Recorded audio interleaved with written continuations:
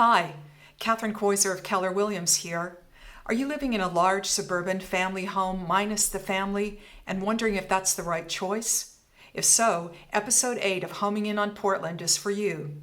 I've created a new decision-making tool that will take you through the pros and cons of aging in place versus downsizing to a new home that may be a better fit for this chapter of your life. The tool builds on my knowledge of the Portland real estate market, the stock of housing on the city's west side, and my work with clients and prospects contemplating downsizing. Though boundaries blur a bit, I've grouped the pros and cons into 3 categories. First, financial, second, social or emotional, and third, practical. It's human nature to overlook the risks and costs of inaction or the status quo. Let's start by looking at a key financial risk of aging in place, namely real estate cycles. Real estate markets follow the same boom and bust cycles as our economy. A cycle lasts an average of about 18 years and consists of 4 phases: recession, recovery, expansion, and hypersupply. Given that the Great Recession began with the crash of the housing market in December of 2007, we're due for another housing recession around the end of 2025. In fact, that's about the time that the great senior sell-off is predicted to take off. As baby boomers continue to age, they will want or need to sell their large suburban homes. And as their homes come on the market, we could enter the hypersupply phase. Meanwhile, millennials, those now aged 16 to 35 and the largest generation in the U.S. population, may be unable to afford boomers' homes or unwilling to buy them because they prefer walkable neighborhoods. That could lead to the great senior short sale. In other words, many boomers either unable to sell their homes or obliged to sell at a deep discount in a housing recession. Given growth patterns here in Portland and across much of Oregon, we're not likely to see many boomers stuck in place, but we are likely to see disappointing sale prices and returns on equity, especially compared to now, in what may be the top of the market or close to it.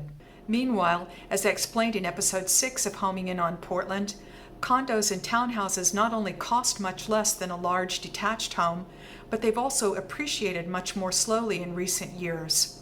So one of the very best opportunities in the current market is to move from a detached home to any but the top or luxury tier of townhouses and condos. And by luxury tier, I mean a median sale price of just over $900,000. Of course, financial considerations aren't the end and be-all in homeowners' decision-making.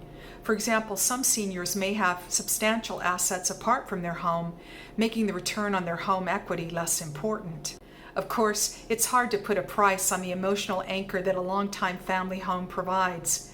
A detached home's privacy, character, and outdoor space can also weigh heavily in the social and emotional reasons for aging in place. Whatever decision is made, there are challenges to living well in one's senior years. For example, the cost, risk, and stress of remodeling your current home along universal design principles. This can include widening halls and doorways to accommodate walkers and wheelchairs, eliminating steps, adding grab bars and benches to showers while removing their curbs, creating a master on the main in a multi-level home that doesn't currently have one, and so on. If you elect to downsize to a smaller one-level detached home, it's still likely to require age-in-place renovations, and you'll face lots of competition from millennials in the marketplace. As for attached homes, there's a dearth of one-level properties available. Tall skinnies built on 3 levels are the norm nowadays. And one-level condos in multi-story buildings served by elevators are very rare in west side suburbs. Of course, there are plenty of them in Portland's urban core, but a move downtown entails a bigger lifestyle change and potentially a more difficult transition. HOA fees can also be very high there.